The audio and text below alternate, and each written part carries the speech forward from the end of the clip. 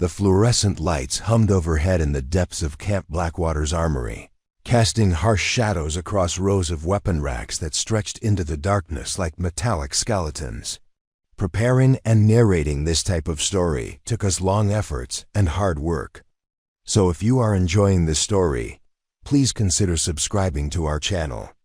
Staff Sergeant Rebecca Raven Martinez had been cleaning rifles in this forgotten corner of the facility for 8 months now, her calloused hands moving with mechanical precision across each component. To anyone who bothered to look, she was just another support staff member assigned to the endless task of maintaining the base's surplus weapons inventory.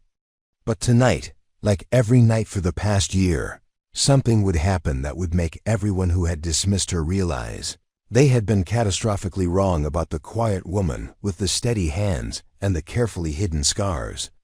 Morning shift was ending as Rebecca arrived at her usual workstation, a cramped corner between towering shelves of mothballed equipment and outdated ammunition crates.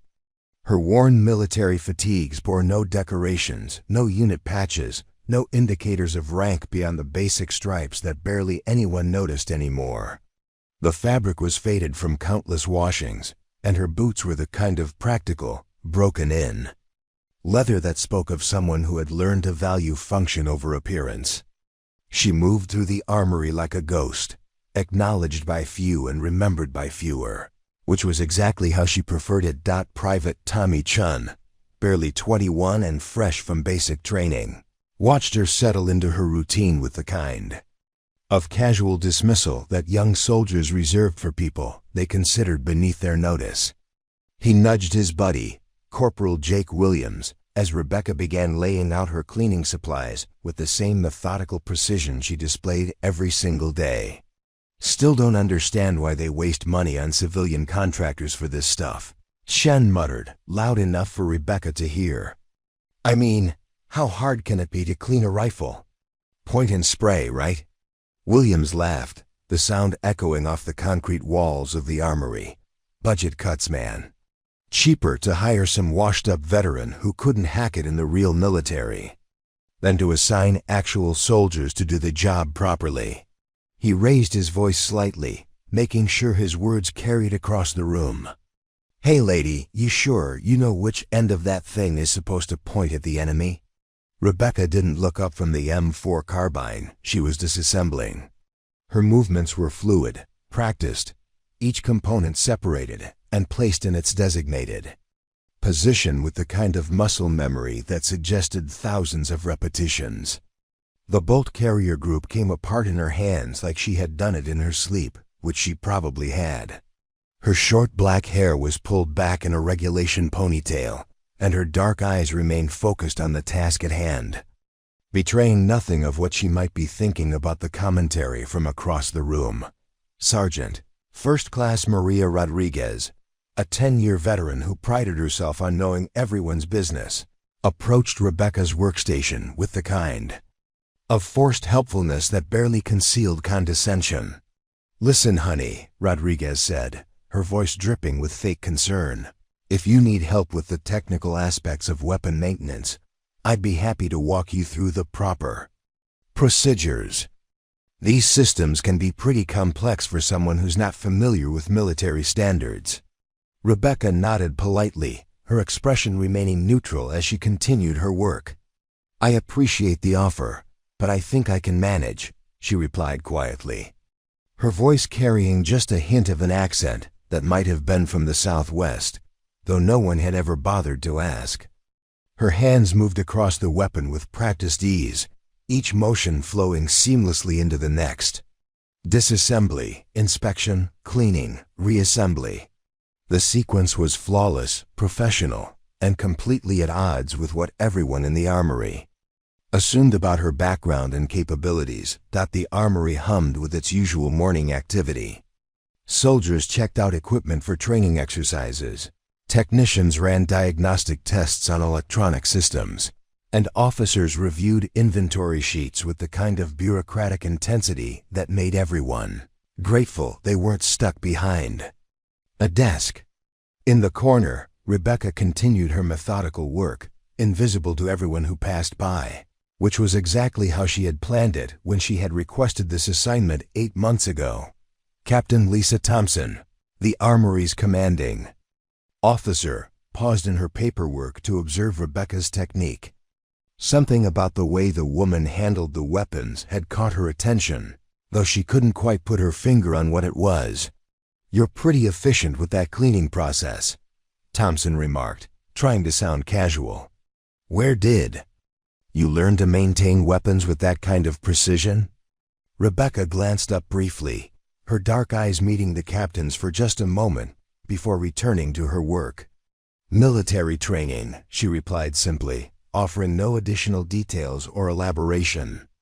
"Basic weapon maintenance is basic weapon maintenance, regardless of where you learn it." The morning wore on, and Rebecca became part of the background noise of the armory. Just another face in the crowd, another support person doing maintenance work that real soldiers didn't have time for. Her uniform was faded, her presence unremarkable, her story untold. But something about the way she handled those weapons suggested depths that no one bothered to explore. The way she tested firing mechanisms with professional precision that went far beyond basic maintenance. The way she could field strip a rifle in complete darkness, her hands finding every component without hesitation. The way she seemed to anticipate how each weapon would respond before she even touched it. These weren't the movements of someone who had learned from training videos or basic military courses. These were the movements of someone who had once depended on these exact weapons for survival, who had carried them through situations where a malfunction meant death, who had trusted her life to their mechanical precision more times than anyone in that armory could imagine. But nobody asked questions about the quiet woman in the corner. Staff Sergeant Mike Davis, a combat veteran with 2 tours in Afghanistan, watched Rebecca work with growing curiosity. There was something about her technique that reminded him of the special operations soldiers he had encountered downrange, the ones who handled their weapons like extensions of their own bodies. "You move like someone who's been in combat," he said quietly, approaching her workstation with genuine interest rather than condescension. Rebecca's hands paused for just a fraction of a second before continuing their work. "Everyone who served has been in combat in one way or another," she replied, her voice carefully neutral. "Some people just handle it differently than others." Davis nodded, recognizing the deflection for what it was. He had seen enough soldiers who didn't want to talk about their experiences to know when someone was keeping their past carefully locked away. But something about Rebecca's presence suggested that her silence wasn't born from trauma or shame, but from a deliberate choice to remain invisible. As the morning shift ended and soldiers began filing out for their training exercises, Rebecca continued her quiet work. She finished cleaning one rifle, inspected it thoroughly with the kind of attention to detail that suggested lives had once depended on her precision, then moved on to the next weapon in the endless line of equipment that required her attention. The same methodical process, the same professional focus, the same invisible presence in the corner of a room full of people who never really saw her, but visibility was about to change in just a few hours.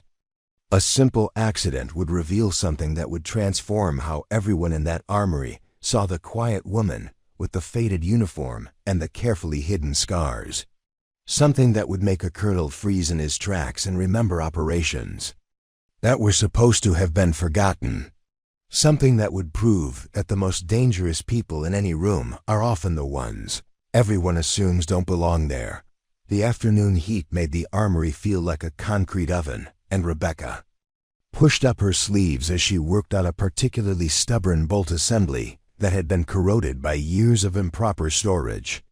The movement was automatic, born from countless hours of working in conditions far hotter than any climate-controlled military facility. She had learned long ago that efficiency mattered more than comfort, and rolled sleeves simply made the job easier. Private Chun noticed the change first, his eyes widening as he caught sight of Rebecca's exposed forearms. What he saw made him stop mid-conversation with his buddy, his mouth falling open in a way that would have been comical under different circumstances. Along Rebecca's left arm, a series of thin, precise scars formed a pattern that any soldier would recognize instantly. Tally marks. 11 vertical lines with a diagonal slash through them, followed by a single vertical mark standing alone. 12 marks total, each one a perfect, deliberate cut that had been made with surgical precision. "Jesus Christ," Chun whispered, his voice barely audible above the ambient noise of the armory. "Look at her arm." Corporal Williams turned to see what had captured his friend's attention, and his casual smirk disappeared immediately. He had seen enough combat veterans to recognize the significance of what he was looking at. Those weren't accident scars or the random marks of someone who had lived a hard life. They were intentional, methodical, and they told a story that made his blood run cold. The scars were old, probably 5 or 6 years healed, but they remained clearly visible against Rebecca's olive-toned skin. Each mark was approximately 2 inches long, carved with the kind of precision that suggested they had been made by someone who understood exactly what they were doing. The placement was deliberate, positioned where they would be hidden by a standard uniform sleeve, but visible to anyone who knew what to look for. Sergeant Rodriguez approached slowly, her earlier condescension replaced by something approaching reverence.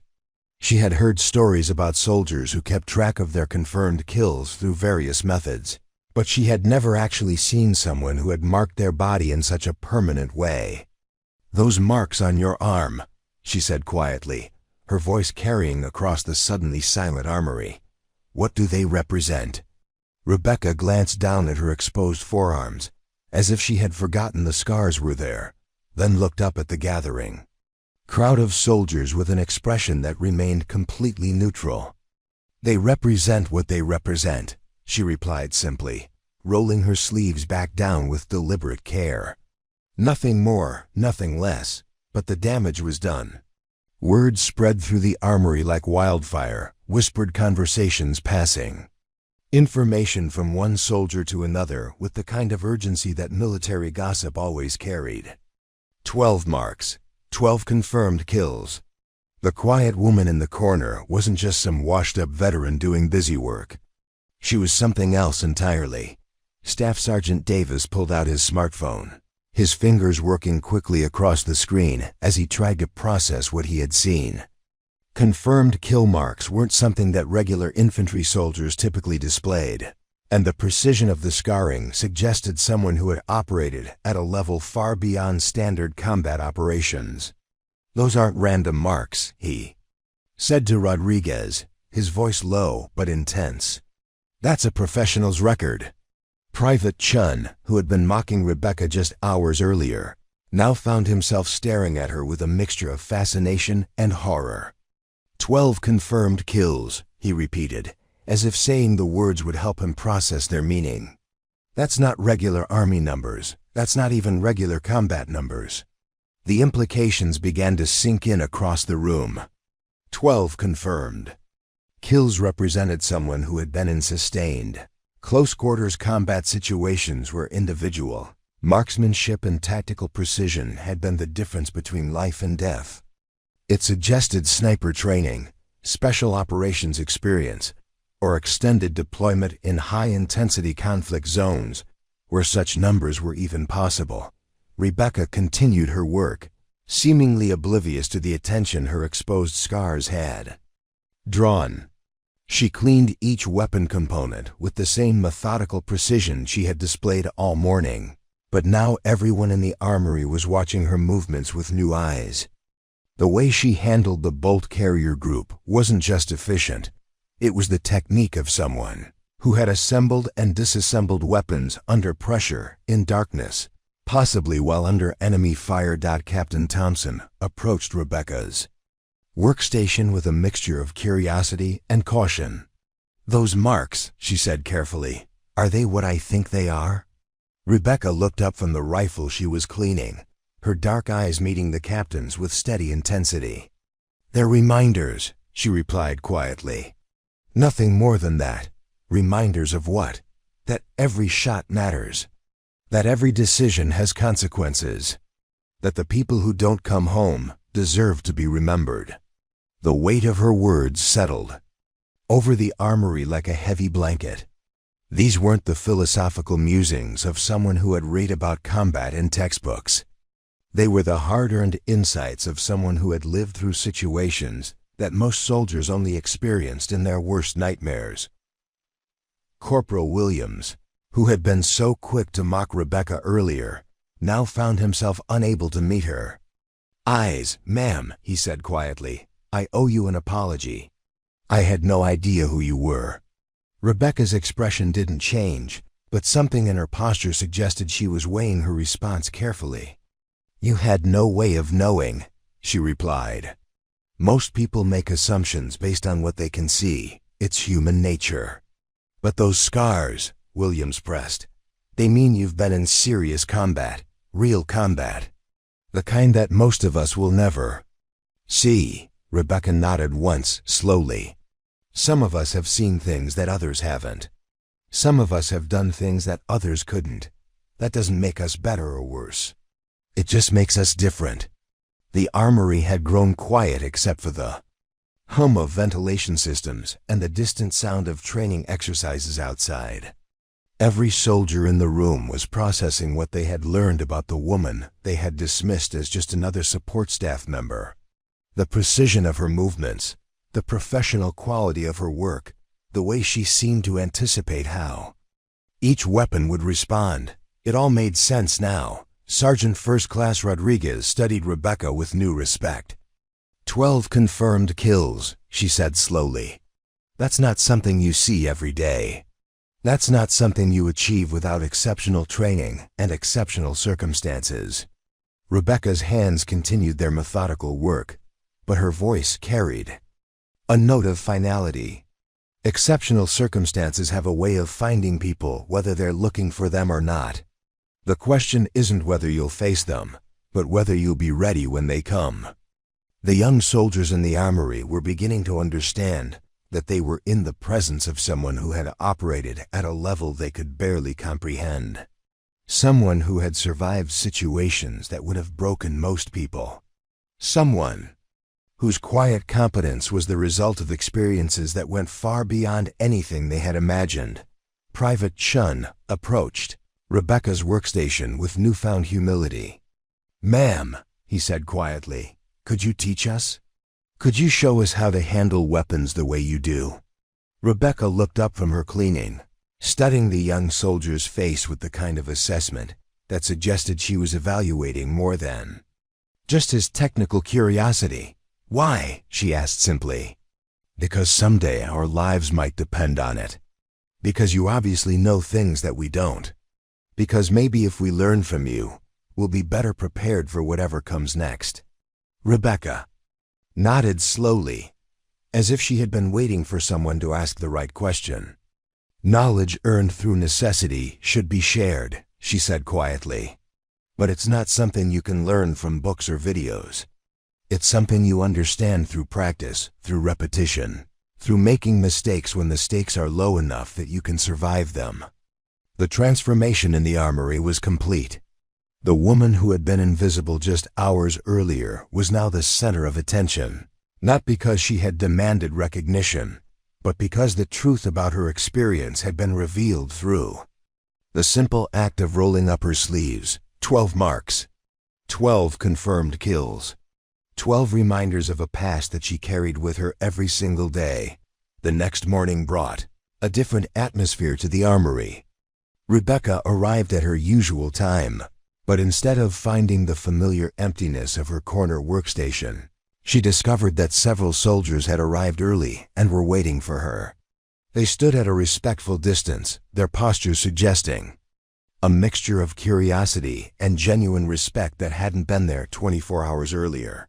Staff Sergeant Davis was the first to approach, carrying a notebook and wearing the expression of someone who had spent the night thinking about what he had witnessed. "Ma'am," he said quietly, "I've been wondering about something. Those scars, the way you handle weapons, Where did you serve that gave you that kind of experience? Rebecca began unpacking her cleaning supplies with the same methodical precision. She displayed every day, but her response was carefully measured. Places where that kind of experience was necessary, she replied. Situations where precision wasn't just preferred, it was required for survival. The vagueness of her answer only intensified the curiosity of the soldiers who had gathered around her workstation. They were beginning to understand that Rebecca's reluctance to discuss her past wasn't born from trauma or shame, but from a deliberate choice to keep certain information private. The kind of privacy that suggested classified operations, specialized units, or experiences that weren't meant to be shared with casual observers.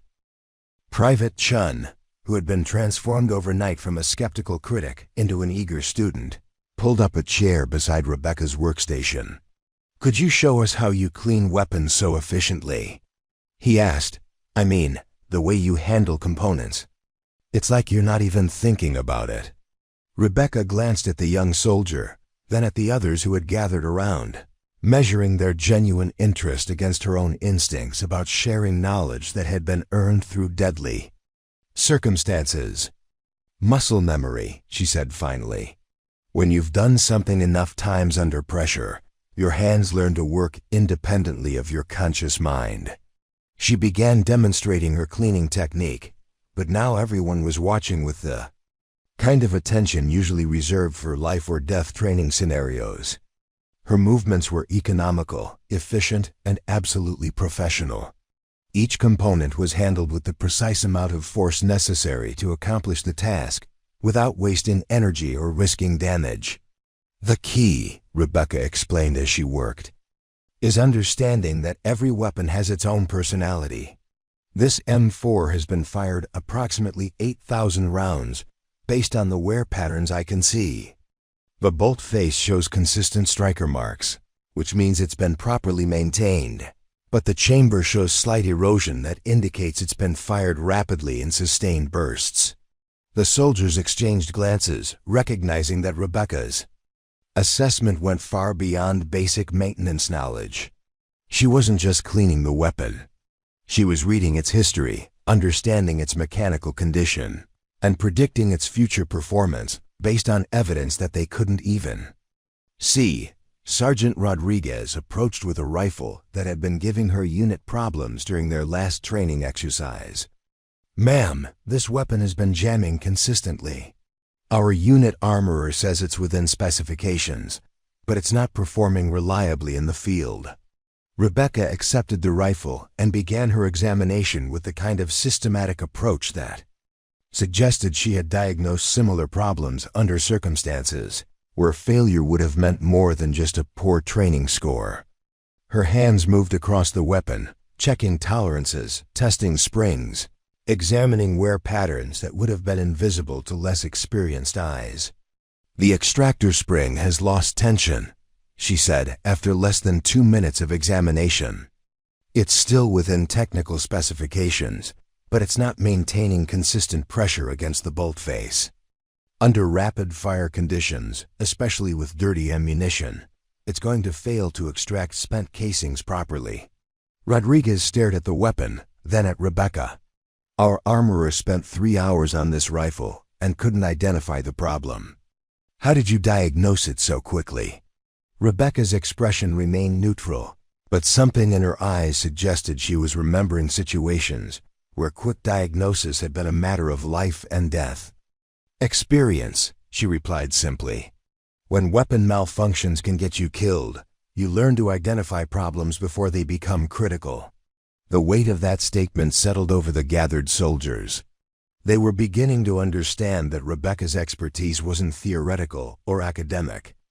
It was practical knowledge gained through circumstances where mechanical failure could have meant the difference between completing a mission and never coming home. Captain Thompson had been observing the impromptu training session from across the armory, and now she approached with the kind of measured curiosity that suggested she was reevaluating everything she thought she knew about her assigned personnel.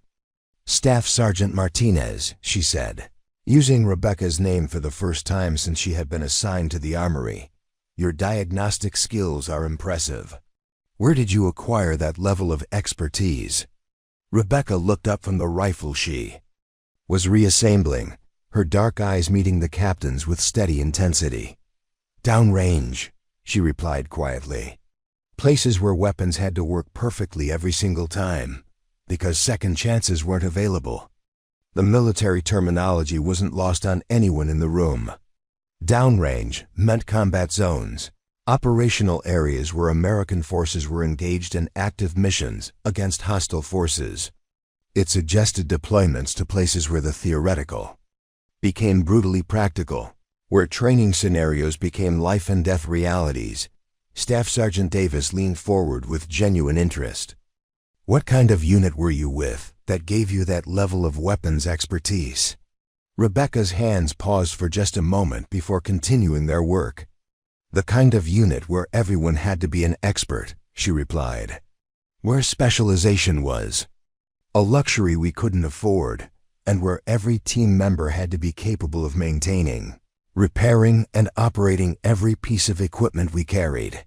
The implication was clear to anyone with military experience. Rebecca was describing special operations units, elite formations where individual soldiers were expected to master skills that regular infantry units divided among multiple specialists.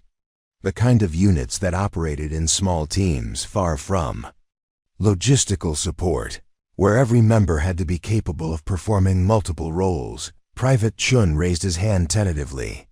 "Ma'am, those scars on your arm, the 12 marks, were those from a single deployment?" Rebecca's expression didn't change, but her voice carried a note of finality that suggested the conversation was approaching topics she wasn't willing to discuss.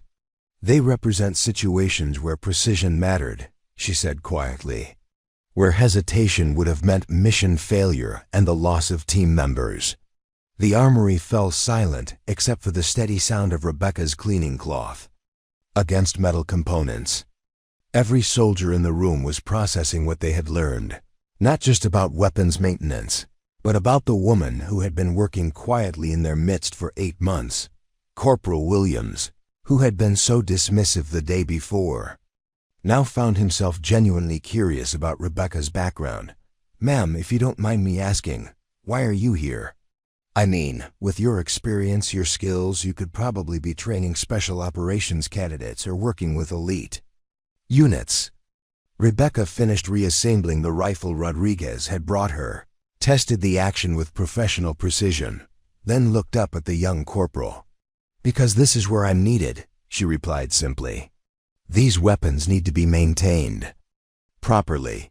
Young soldiers need to understand that their equipment can mean the difference between coming home and not coming home. That knowledge needs to be passed on." The sincerity in her voice made it clear that Rebecca's assignment to the armory wasn't a punishment or a step down from more prestigious positions. It was a conscious choice to serve in a capacity where her expertise could have the greatest impact on the largest number of soldiers. She was teaching through example, sharing knowledge through daily demonstration, and ensuring that lessons learned through deadly experience would benefit others who might face similar situations. As the morning progressed, more soldiers began gathering around Rebecca's workstation, drawn by word of the impromptu training session and the revelation about her background. She answered their questions with patience and precision, demonstrating techniques that weren't taught in any formal program, sharing insights that could only be gained through practical experience in hostile environments. But even as she shared her knowledge, Rebecca maintained the same quiet professionalism that had characterized her work from the beginning. She wasn't seeking recognition or glory. She was simply doing what she had always done, ensuring that soldiers had the tools and knowledge they needed to survive whatever challenges they might face. 3 days after the revelation about Rebecca's scars, the armory received an unexpected visitor that would change everything. Colonel James Patterson, the base's deputy commander, had arrived for what he called a routine inspection, but everyone could sense there was nothing routine about his presence. He moved through the facility with the kind of focused intensity that suggested he was looking for something specific, and his eyes kept drifting toward the corner where Rebecca worked. The colonel was a 30-year veteran who had seen combat in 3 different theaters, and he carried himself with the bearing of someone who had earned his rank through battlefield leadership rather than administrative competence. His uniform was perfectly pressed, but his hands showed the calluses of someone who had spent years handling weapons and equipment in conditions far removed from the comfortable confines of a stateside base. Rebecca noticed his approach but continued her work with the same methodical precision she displayed every day. She was field stripping an M249 squad automatic weapon, a complex piece of equipment that required intimate knowledge of its intricate mechanisms. Her hands moved across the weapon with the kind of familiarity that suggested she had performed this exact procedure hundreds of times before, possibly under conditions where speed and accuracy were matters of life and death. "Staff Sergeant Martinez," Colonel Patterson said, his voice carrying the authority of decades of command experience. "I understand you've been making quite an impression on the soldiers here." Rebecca looked up from her work, her dark eyes meeting the colonel's with steady composure. "I've been doing my job, sir," she replied simply, "maintaining weapons and ensuring they're ready for use when needed." The colonel studied her face with the kind of assessment that suggested he was looking for something beyond surface appearances. "Your job," he repeated slowly. "Tell me, what exactly do you consider your job to be?" Rebecca's hands continued their work as she spoke, never pausing in their methodical disassembly of the weapon. "Making sure that every piece of equipment that leaves this armory will function properly when a soldier's life depends on it," she said. "Teaching techniques that might help someone come home safely. Passing on knowledge that was earned through necessity." Colonel Patterson nodded approvingly, recognizing the philosophy behind her words. "And where did you earn this knowledge?" Rebecca's expression remained neutral, but something in her posture suggested she was weighing her response carefully. "Various places, sir. Various situations where that knowledge was required." The colonel's eyes narrowed slightly, not with suspicion but with the kind of recognition that comes from years of working with soldiers who had operated in classified environments. "Various places," he repeated. "I see. And these various places, did they happen to include operations in the Hindu Kush Mountains approximately 6 years ago?" Rebecca's hands stilled for just a moment before continuing their work. The question was specific enough to suggest that Colonel Patterson knew more about her background than he was letting on, but vague enough to allow her to maintain operational security if necessary. "Sir," she replied carefully, "I've served where I was needed when I was needed." Colonel Patterson pulled up a chair and sat down beside her workstation, his presence commanding the attention of every soldier in the armory. "Staff Sergeant Martinez," he said quietly, "I think it's time we discussed why you're really here." The soldiers who had gathered around Rebecca's workstation over the past few days now found themselves witnessing what appeared to be a conversation between 2 people who shared knowledge that the rest of them weren't privy to. The colonel's questions were specific enough to suggest he knew details about Rebecca's past that she had been keeping carefully hidden. "6 years ago," Colonel Patterson continued, his voice low but carrying clearly across the armory, "there was an operation in Afghanistan. A small unit was tasked with eliminating high-value targets in a region where conventional forces couldn't operate effectively. The mission was classified at the highest levels, and the unit was composed of specialists with very specific skill sets." Rebecca's expression didn't change, but her hands continued their methodical work with slightly more intensity. "Sir, I'm not sure what you're asking me to confirm or deny." "I'm not asking you to confirm or deny anything," the colonel replied. "I'm telling you that I know who you are, what you've done, and why you're here. The question is whether you're ready to stop hiding from it." The weight of his words settled over the armory like a heavy blanket. Every soldier in the room was beginning to understand that they were witnessing something significant, a conversation that would reveal truths that had been carefully concealed for reasons they couldn't yet comprehend. Private Chun, who had been hanging on every word, finally found the courage to speak. "Sir, what operation? What unit?" Colonel Patterson looked at the young soldier with the kind of patience that senior officers reserve for teachable moments. "The kind of operation that doesn't appear in official records," he said quietly. "The kind of unit that operates in places where failure isn't just mission failure, it's strategic failure. The kind of work that requires soldiers who can operate independently, make life and death decisions in seconds, and accomplish objectives that conventional forces can't achieve."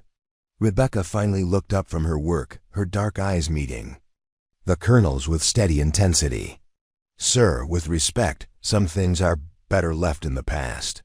Are they?" Colonel Patterson asked. "Because from where I'm sitting, it looks like you're wasting talents that could be saving lives. You're hiding skills that could be training the next generation of soldiers who might face similar situations." The colonel stood and began pacing slowly around Rebecca's workstation, his movements deliberate and measured. "The operation I'm referring to," he said, addressing the room as much as Rebecca, involved a team of 12 specialists who were tasked with eliminating a network of high-value targets in the most hostile terrain imaginable.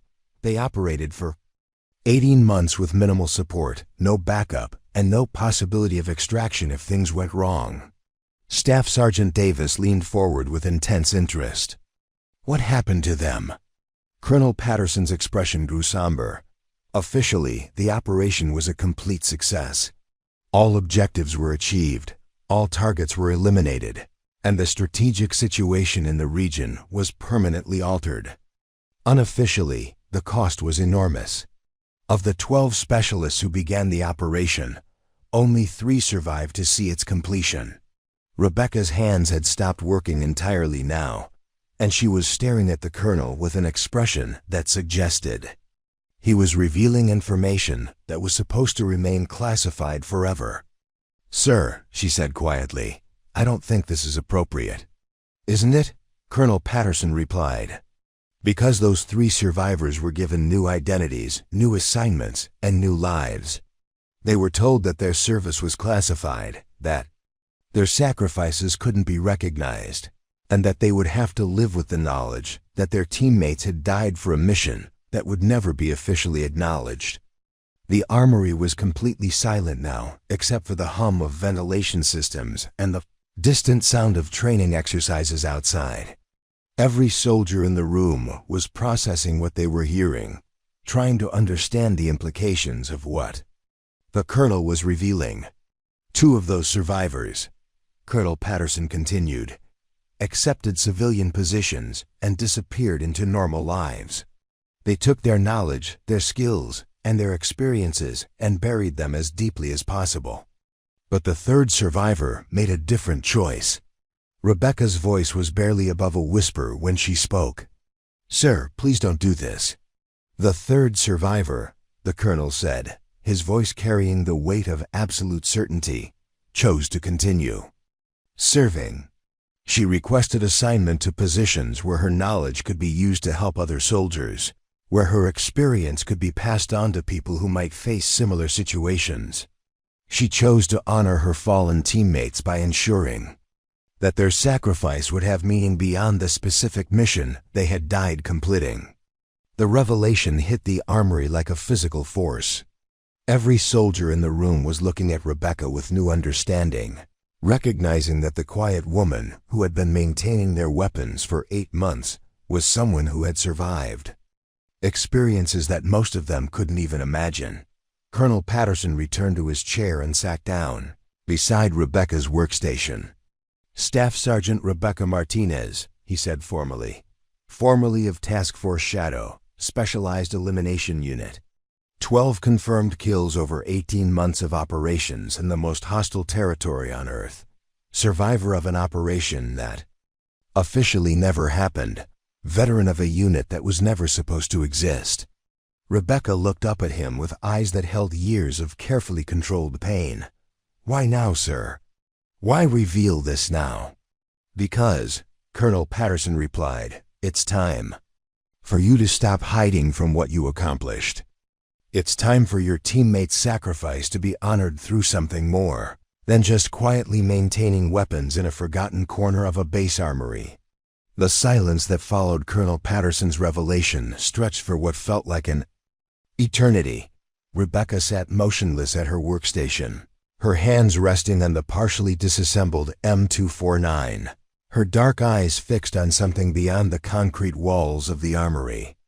The weight of having her carefully guarded past exposed in front of a room full of soldiers was visible in the tension of her shoulders, the slight tremor in her breathing, and the way her fingers had unconsciously moved to touch the scars on her forearm. Private Chun was the first to break the silence, his voice barely above a whisper. "Task Force Shadow," he repeated, as if saying the name would help him process what he had just learned. "I've never heard of any unit by that name." Colonel Patterson's expression was grave as he addressed the young soldier. "You wouldn't have." Task Force Shadow was a compartmentalized unit that operated under the deepest levels of classification. Their existence was known only to a handful of senior officers and intelligence personnel. Even now, 6 years after the operation concluded, most of the details remain classified. Staff Sergeant Davis, who had been processing the colonel's words with the understanding that comes from combat experience, leaned forward with intense curiosity. "Sir, when you say Specialized Elimination Unit, what exactly does that mean?" The colonel looked at Rebecca as if seeking permission to continue, but she remained silent, her gaze still fixed on some distant point that only she could see. "It means," he said carefully, "that Task Force Shadow was responsible for eliminating high-value targets that conventional forces couldn't reach.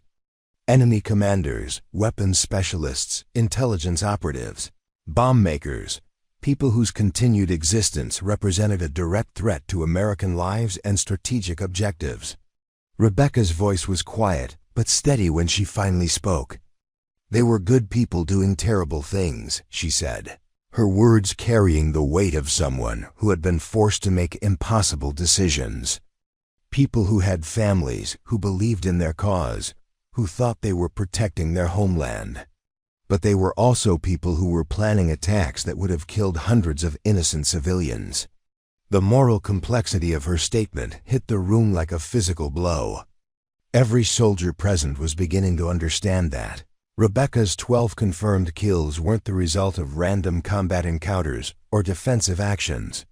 They were the product of deliberate, calculated operations where she had been tasked with eliminating specific individuals who posed strategic threats. Sergeant Rodriguez, who had been listening with growing amazement, found the courage to ask the question that everyone was thinking. How do you live with that? How do you carry that kind of responsibility? Rebecca's eyes finally focused on the present, meeting Rodriguez's gaze with an intensity that suggested she had asked herself the same question countless times. "You live with it by remembering why it was necessary," she replied. "By understanding that every person you eliminate is someone who won't be able to harm innocent people. By knowing that your teammates died to make sure the mission succeeded, and that their sacrifice has to mean something." Colonel Patterson nodded approvingly at her response.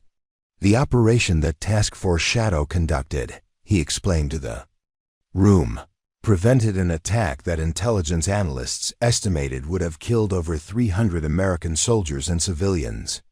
The targets they eliminated were in the final stages of planning a coordinated assault on multiple forward operating bases using improvised explosive devices and chemical weapons."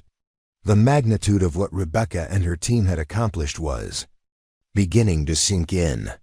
They hadn't just been conducting routine combat operations. They had been preventing a massacre that would have represented one of the deadliest attacks on American forces in the entire war.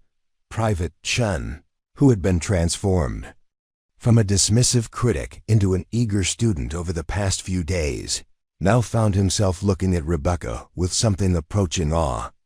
"Ma'am," he said quietly, "the scars on your arm, each one represents someone who wouldn't have been able to carry out those attacks." Rebecca nodded slowly, her hand moving unconsciously to touch the marks on her forearm. "Each mark represents a choice," she said.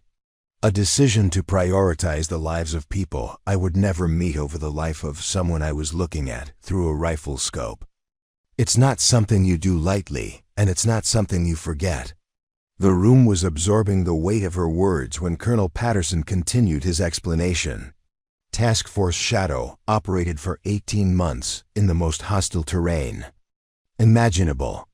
They had no fixed base of operations, no regular resupply, and no possibility of immediate extraction if things went wrong.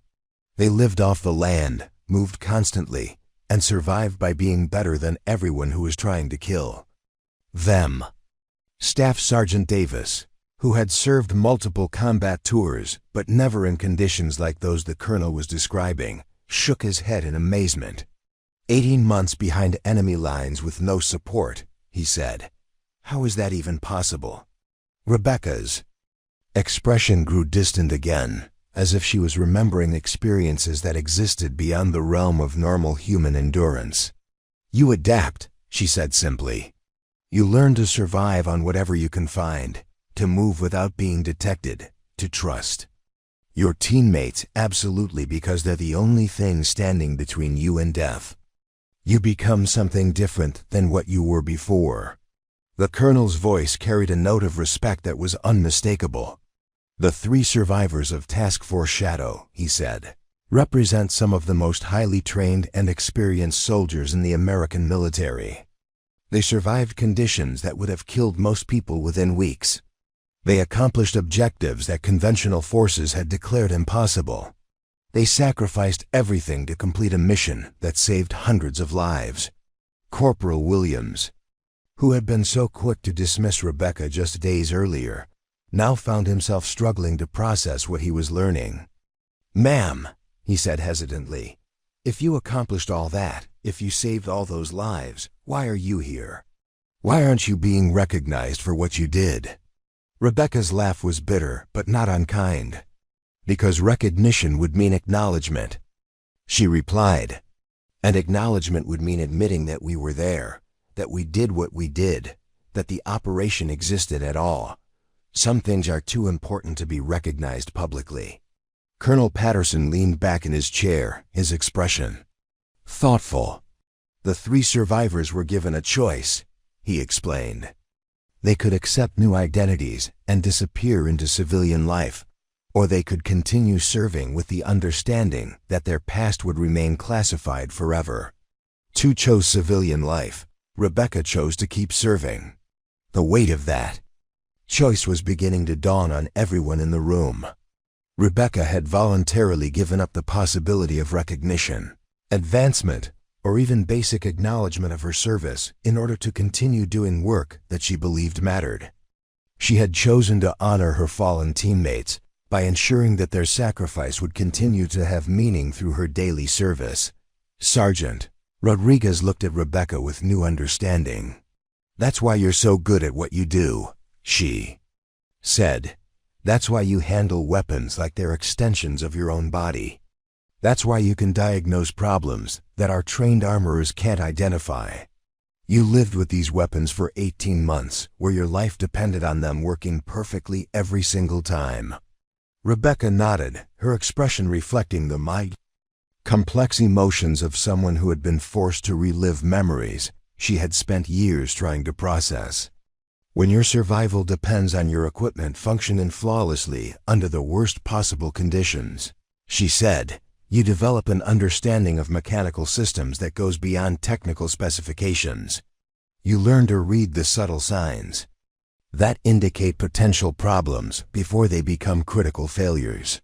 The armory had become a classroom where the most important lessons weren't about weapon maintenance or technical procedures, but about sacrifice, service, and the true cost of protecting others.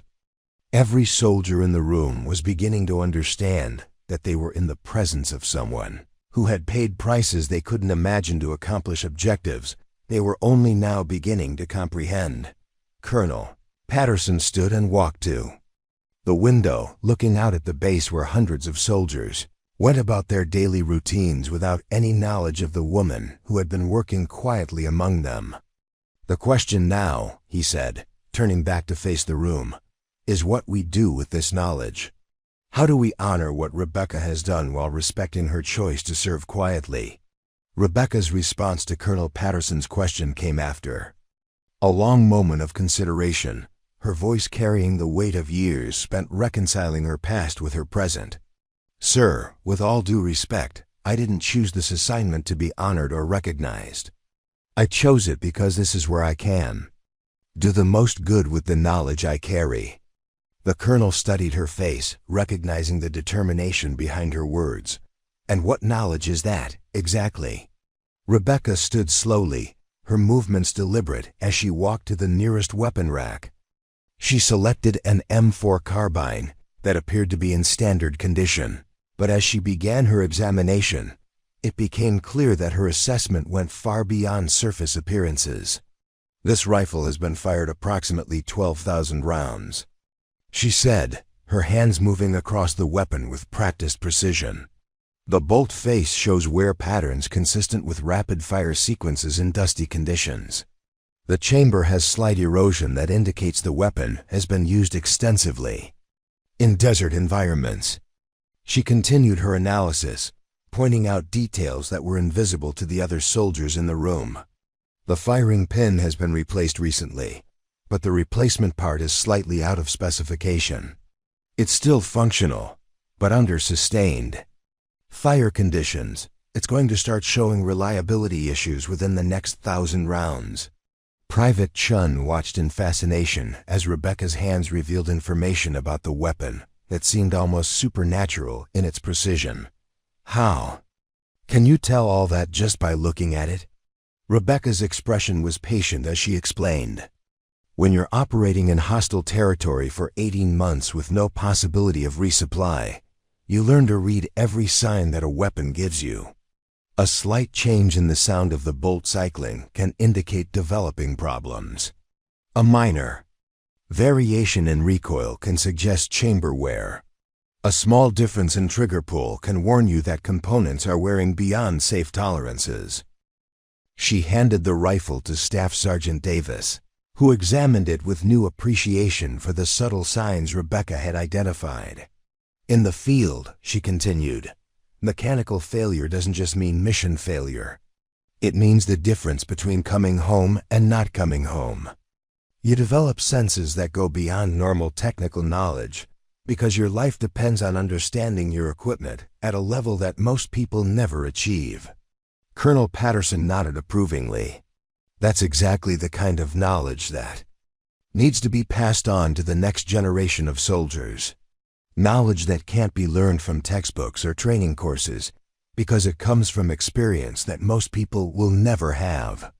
Rebecca returned to her workstation, but instead of resuming her cleaning routine, she turned to address the soldiers who had gathered around her.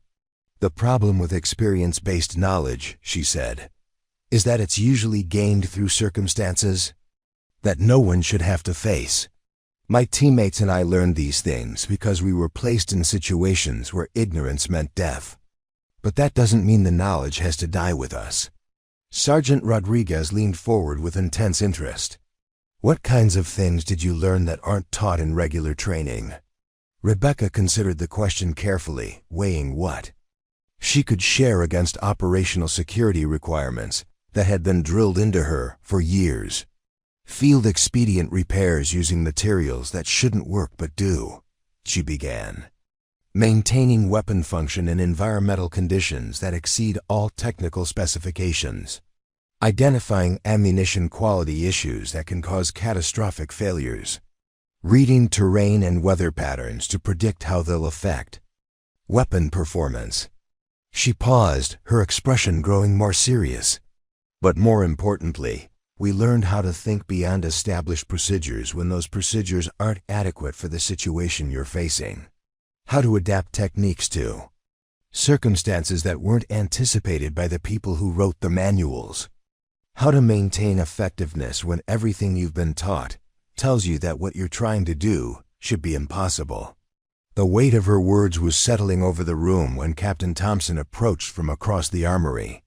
She had been listening to the conversation from a distance, and now she joined the group with the kind of measured curiosity that suggested she was reevaluating everything she thought she knew about military training and expertise. "Staff Sergeant Martinez," Captain Thompson said, "what you're describing sounds like knowledge that could revolutionize how we train soldiers for difficult deployments. Why hasn't this been incorporated into official training programs?" Rebecca's laugh was quiet but carried a note of irony. "Because officially, Task Force Shadow never existed. The missions we conducted never happened. The techniques we developed can't be taught because acknowledging them would mean acknowledging operations that are supposed to remain classified forever." Colonel Patterson stepped forward, his expression thoughtful. "But the knowledge exists," he said. "The techniques work. The experience has value beyond the specific circumstances that created it. There has to be a way to preserve that knowledge without compromising operational security." Rebecca looked around the room at the faces of soldiers who were hanging on. Every word, young men and women who might someday face situations where the knowledge she carried could mean the difference between life and death. "There is a way," she said slowly, "but it requires understanding that some things can't be taught in classrooms or formal programs. They have to be passed on through demonstration, through practice, through working alongside someone who has lived through the experiences that created the knowledge." Private Chun raised his hand tentatively. "Ma'am, would you be willing to teach us? Not officially, but just here while you're doing your regular work." Rebecca studied the young soldier's face, seeing something in his expression that reminded her of herself years earlier, before Task Force Shadow, before the missions that had changed everything. "What makes you think you need to learn what I know?" "Because someday we might deploy to places where regular training isn't enough," Chun replied. "Because you survived things that killed 9 of your 12 teammates, and that means you know things that could keep us alive too." The reference to her fallen teammates hit Rebecca with visible force. She was quiet for a long moment, her hand moving unconsciously to touch the scars on her forearm. "My teammates didn't die because they lacked knowledge or training," she said. "Finally, they died because sometimes, no matter how good you are, no matter how well prepared you are, circumstances beyond your control determine the outcome." Staff Sergeant Davis nodded grimly. "But better knowledge, better training, better preparation, those things improve the odds, don't they?" Rebecca's expression grew distant as she considered his words. "They do," she admitted. "Every technique we developed, every adaptation we made, every lesson we learned was paid for with blood. If that knowledge can help other soldiers survive similar situations, then maybe my teammates' sacrifice continues to have meaning." Colonel Patterson recognized the moment of decision in Rebecca's voice. "What are you thinking?" Rebecca looked around the room one more time, taking in the faces of soldiers who were genuinely eager to learn from her experience. "I'm thinking that knowledge earned through necessity should be shared," she said. "But not through official channels, not through formal programs, through exactly what's happening right here, right now. Through working alongside soldiers who want to learn, through demonstrating techniques while performing daily tasks, through passing on wisdom that can't be found in any manual." The transformation in the room was immediate and powerful. What had begun as a routine weapon maintenance assignment had evolved into something much more significant, an opportunity for knowledge, gained through extraordinary sacrifice to be preserved and passed on to soldiers who might someday need it to survive their own impossible situations. Captain Thompson nodded slowly, understanding the implications of what Rebecca was proposing. "An informal mentorship program," she said. "Teaching through demonstration and practice rather than classroom instruction." "Exactly," Rebecca replied. Because the most important lessons aren't the ones you learn from books. They're the ones you learn from people who have been there, who have faced the impossible and found ways to survive it. The weeks following, Colonel Patterson's revelation transformed the armory from a forgotten maintenance facility into an unofficial center of advanced tactical education. Word had spread carefully through the base, not as gossip, but as information shared between soldiers who understood the value of what Rebecca was offering. The young soldiers who gathered around her workstation each morning weren't looking for entertainment or war stories. They were seeking knowledge that might someday save their lives. Rebecca had established ground rules from the beginning. No recording devices, no official documentation, no formal curriculum. What happened in the armory stayed in the armory. And the knowledge she shared was to be treated with the same respect and discretion that had protected her identity for 6 years. The soldiers who wanted to learn had to demonstrate genuine commitment, not just curiosity about her classified past. Staff Sergeant Davis had become something of an assistant instructor, helping Rebecca manage the growing number of soldiers who requested training time. He had proven himself capable of understanding not just the technical aspects of what she taught, but the philosophy behind it. "Ma'am," he said one morning as they prepared for another informal training session, "I've been thinking about what you said about adapting techniques to circumstances that weren't anticipated by manual writers." Rebecca looked up from the rifle she was cleaning, noting the serious expression on Davis's face. "What about it?" "I've been deployed 3 times, Davis continued, "and every time, there were situations where the textbook solutions didn't work.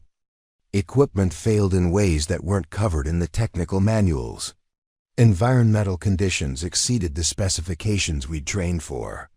But we didn't know how to adapt, so we just accepted reduced effectiveness." Rebecca nodded approvingly. "That's exactly the problem with conventional training. It teaches you to operate within established parameters, but it doesn't teach you what to do when those parameters no longer apply. Real combat doesn't follow the scenarios you practice in training." Private Chun, who had become one of Rebecca's most dedicated students, raised his hand to ask a question. "Ma'am, how do you develop the ability to think beyond established procedures? How do you know when to abandon what you've been taught and try something different?" Preparing and narrating this type of story took us long efforts and hard work. So if you are enjoying this story, please consider subscribing to our channel. Rebecca's expression grew thoughtful as she considered how to explain a mindset that had been forged through necessity rather than instruction. "You start by understanding that procedures exist to solve common problems under predictable conditions," she said. "When the conditions change or the problems become uncommon, you have to understand the principles behind the procedures so you can adapt them to new circumstances." She demonstrated her point by selecting a rifle that had been damaged during a training exercise. The weapon had been deemed unserviceable by the unit armorer, but Rebecca began working on it with materials that wouldn't normally be used for weapon repair. "This rifle has a cracked bolt extension," she explained. "According to technical manuals, it should be replaced immediately. But if you're operating in hostile territory with no access to replacement parts, you need alternatives." Using a combination of field expedient techniques and improvised materials, Rebecca began a repair process that defied conventional wisdom. She reinforced the cracked component with wire salvaged from electronic equipment, creating a temporary fix that restored the weapon's functionality. "This repair won't last forever," she admitted, "but it will maintain weapon function long enough to complete a mission and get to proper repair facilities." The soldiers watching her work were beginning to understand that Rebecca's expertise went far beyond technical knowledge. She was teaching them to think creatively under pressure, to see solutions where others saw only problems, to maintain effectiveness when standard approaches failed. Sergeant Rodriguez, who had initially approached Rebecca with condescension, now found herself genuinely humbled by the depth of knowledge being shared. "Ma'am," she said quietly, "I've been in the Army for 10 years, and I thought I understood weapon maintenance. But what you're teaching us is completely different from anything I learned in formal training." Rebecca's response was patient, but direct. Formal training teaches you to maintain weapons under ideal conditions, with proper tools and adequate time. What I'm teaching you is how to maintain weapons under the worst possible conditions, with whatever materials you can find and whatever time you have available. The distinction was crucial, and everyone in the room was beginning to appreciate its significance. They were learning skills that went beyond routine maintenance, techniques that could mean the difference between mission success and failure when everything went wrong. Colonel Patterson had been observing the informal training sessions with growing satisfaction. The knowledge transfer happening in the armory was exactly what he had hoped to achieve when he revealed Rebecca's identity. Young soldiers were learning lessons that couldn't be taught in any classroom, gaining insights that might someday save their lives or the lives of their teammates. "Staff Sergeant Martinez," the colonel said during one of his visits, "I've been reviewing after-action reports from recent deployments, and I'm seeing problems that could have been solved with the techniques you're teaching here. Equipment failures, adaptation challenges, situations where soldiers couldn't maintain effectiveness because they didn't know how to think beyond standard procedures." Rebecca looked up from her work, her expression serious. "Sir, those problems will continue until soldiers understand that adaptability is more important than adherence to established procedures. You can't prepare for every possible scenario, but you can develop the mindset that allows you to find solutions when the scenarios you face don't match the ones you trained for." The colonel nodded approvingly. "That's exactly what I hoped you would say, because I have a proposal for you." Rebecca's hand stilled on the weapon she was cleaning, and the entire room fell silent. Everyone could sense that Colonel Patterson was about to make an offer that would change the dynamic of what had been happening in the armory. "I want to formalize what you're doing here," the colonel said. "Not through official channels, not through standard training programs, but through a special assignment that would allow you to work with soldiers who are preparing for high-risk deployments." Rebecca's expression was carefully neutral as she considered his words. "Sir, what exactly are you proposing?" "A position that would allow you to share your knowledge with soldiers who are most likely to need it," Colonel Patterson explained. "Special operations candidates, soldiers preparing for deployments to hostile environments, units that are tasked with missions where conventional training might not be adequate." The offer was tempting, and everyone in the room could see Rebecca weighing the possibilities against her commitment to remaining invisible. The position Colonel Patterson was describing would give her knowledge much wider distribution, potentially saving many more lives than her current informal teaching could reach. But Rebecca's response was immediate and definitive.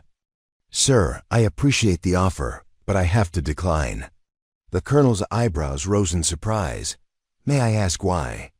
Rebecca gestured around the armory, taking in the soldiers who had gathered to learn from her experience. "Because this works," she said simply. "These soldiers come here because they want to learn, not because they're assigned to learn. They pay attention because they understand the value of what's being shared, not because they're required to pass a test. They respect the knowledge because they understand what it costs to acquire." She paused, her expression growing more serious. "The moment you formalize this, the moment you turn it into an official program, it becomes just another training requirement. The soldiers who attend will be there because they have to be, not because they want to be. The knowledge will become academic rather than practical. The connection between the lessons and the experiences that created them will be lost." Staff Sergeant Davis nodded in understanding. "She's right, sir. What makes this different from regular training is that it's voluntary, informal, and connected to real experience. You can't replicate that in a formal program." Colonel Patterson was quiet for a long moment, processing Rebecca's reasoning. Finally, he smiled with genuine respect. "You're absolutely right," he said. Sometimes the most effective teaching happens in exactly these kinds of circumstances. Informal, voluntary, and driven by genuine desire to learn rather than bureaucratic. Requirements. Rebecca returned to her work, but her voice carried a note of satisfaction. "My teammates died learning these lessons," she said quietly. "The best way to honor their sacrifice is to make sure the knowledge they helped create continues to save lives. Not through official recognition or formal programs, but through exactly what's happening here. Soldier to soldier, experience too. Experience, one life potentially saved at a time." 6 months after Colonel Patterson's visit, the armory had evolved into something that military training doctrine would never have predicted, but battlefield necessity had always demanded.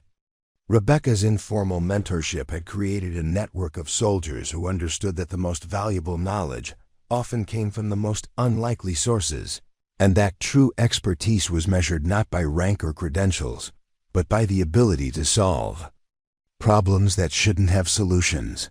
The transformation was subtle but profound. Soldiers throughout the base had begun approaching their equipment, maintenance with a new level of attention and understanding. They were asking different questions, thinking beyond established procedures, and developing the kind of mechanical intuition that Rebecca had demonstrated from her first day in the armory. More importantly, they were teaching these concepts to their own subordinates, creating a ripple effect that spread far beyond the small group who had direct access to Rebecca's instruction. Private Chun, who had completed his tour at the base and was preparing for deployment to a forward operating base in Eastern Europe, approached Rebecca's workstation with a mixture of gratitude and nervous anticipation. "Ma'am," he said quietly, "I wanted to thank you before I ship out. Everything you've taught us about adaptive maintenance, about thinking beyond the manual, about understanding equipment at a deeper level, I know it's going to make a difference over there." Rebecca looked up from the rifle she was cleaning, noting the confidence in Chun's posture that hadn't been there when she first met him. "What makes you think you'll need those skills?" Chun's expression grew serious. "Because my unit is being assigned to a remote outpost where we'll be operating with minimal logistical support. Extended patrols, uncertain resupply schedules, equipment. That has to work perfectly because replacement parts might not be available for weeks. Exactly the kind of situation where what you've taught us could mean the difference between mission success and failure." Rebecca nodded approvingly, recognizing that Chun had internalized not just the technical skills she had shared, but the underlying philosophy that made those skills effective. "Remember," she said, "adaptability is more important than adherence to procedures. When you're facing a situation that doesn't match your training, trust your understanding of the principles behind the procedures and modify them to fit the circumstances." Staff Sergeant Davis, who had become Rebecca's unofficial assistant and had absorbed more of her knowledge than anyone else in the armory, joined the conversation with news that would validate everything they had been working toward. "Ma'am," he said, his voice carrying a note of excitement, "I just received a message from Sergeant Williams. He's been deployed to Afghanistan for 3 months now, and he wanted to pass along some information about how your training has been working in the field." Rebecca's expression remained neutral, but Davis could see the interest in her eyes. Williams had been one of the soldiers who had initially dismissed her, then became one of her most dedicated students after learning about her background. He says his squad encountered a situation where their primary weapons systems were compromised by environmental conditions that exceeded technical specifications, Davis continued. Extreme heat, dust storms that lasted for days, humidity levels that should have made their equipment inoperable.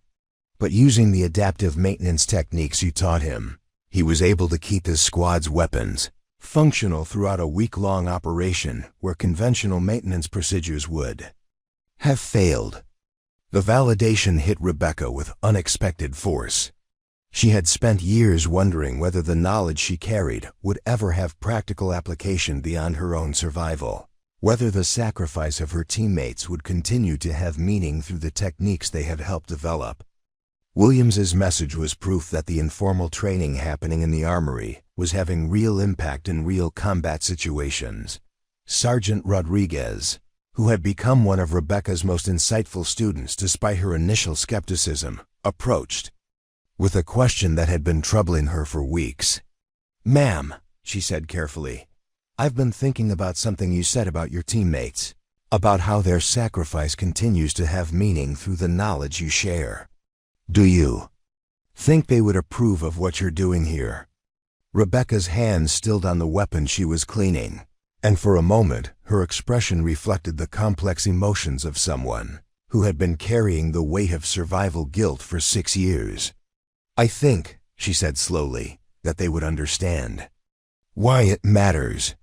They would recognize that the knowledge we gained together was too valuable to die with us, too important to be buried in classified files where it couldn't help anyone." She paused, her voice taking on a note of certainty that suggested she had wrestled with this question countless times.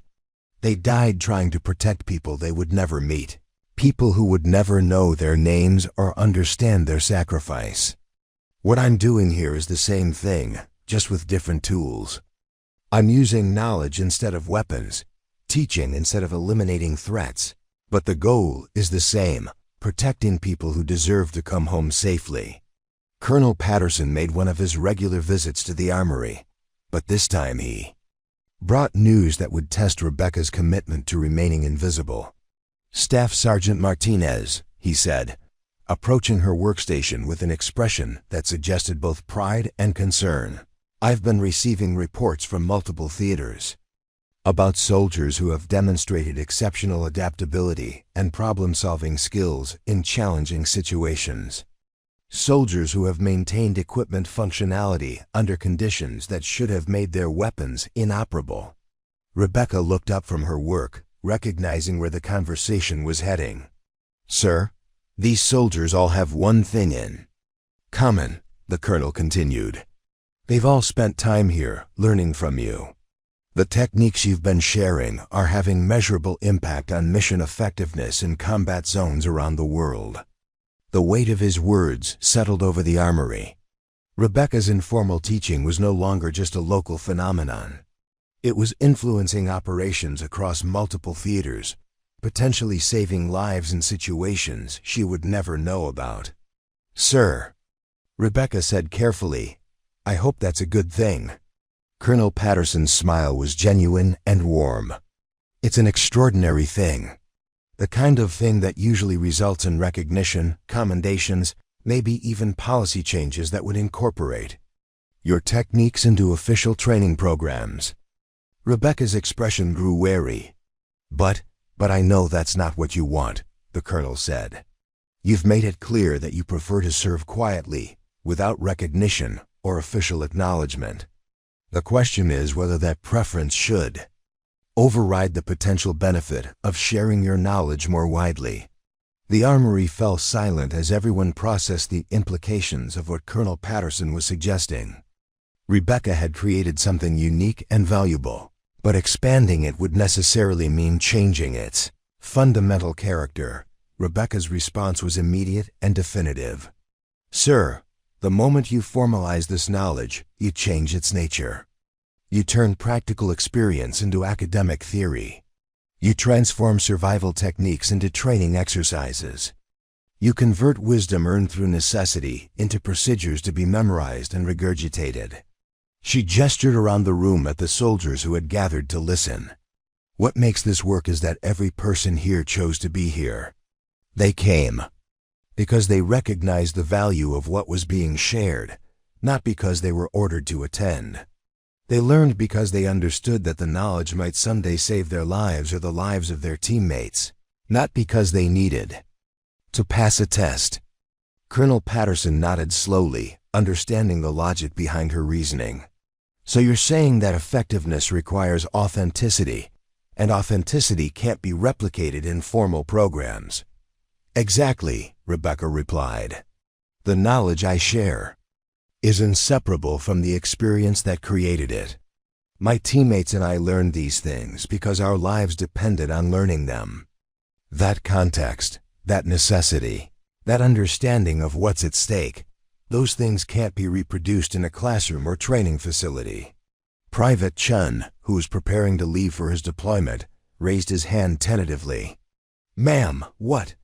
If we could find a way to preserve what you've created here without formalizing it, what if the soldiers you've trained could create similar programs at their new assignments?" Rebecca's eyes lit up with interest. "What are you thinking?" "Informal mentorship networks," Chun explained. "Soldiers who have learned from you could share that knowledge with others, not through official channels, but through exactly the same kind of voluntary, practical teaching that happens here. The knowledge would spread, but it would maintain its authentic character because it would always be soldier to soldier, experience-based learning." The idea resonated through the armory like a revelation. Instead of formalizing Rebecca's knowledge, they could replicate her approach. Instead of creating programs, they could create culture. Instead of institutionalizing the techniques, they could spread the philosophy that made the techniques effective. Rebecca's smile was the first genuine expression of joy that anyone in the armory had seen from her. "That," she said quietly, "would honor my teammates in exactly the way they deserve to be honored. Not through official recognition or monuments, but through the continuation of knowledge that could keep saving lives long after we're all gone." The legacy of Task Force Shadow would live on, not in classified files or formal recognition, but in the hands and minds of soldiers who understood that the most important knowledge often came from the most unexpected sources, and that true service meant passing on what you had learned to those who might need it to survive their own impossible situations. 2 years after Private Chun deployed with Rebecca's knowledge, the armory received a visitor that would validate everything they had been working toward in ways none of them could have anticipated. Major Sarah Collins arrived at Camp Blackwater with a reputation that preceded her, a special operations officer who had earned her rank through exceptional performance in the most challenging theaters of operation. What no one at the base knew was that her visit was specifically motivated by reports she had been receiving about soldiers who were demonstrating capabilities that exceeded their official training. Major Collins entered the armory with the bearing of someone who had seen enough combat to recognize genuine expertise when she encountered it. Her eyes swept the facility, taking in the organized chaos of weapon racks and maintenance stations, before settling on the corner where Rebecca worked with her usual methodical precision. Something about the woman's movements immediately caught the major's attention: the economy of motion, the professional confidence, the way she handled weapons as if they were natural extensions of her own body.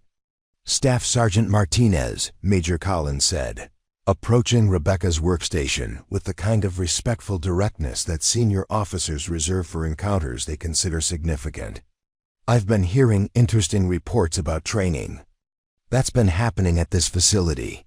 Training that's producing soldiers with capabilities that go well beyond their official curriculum."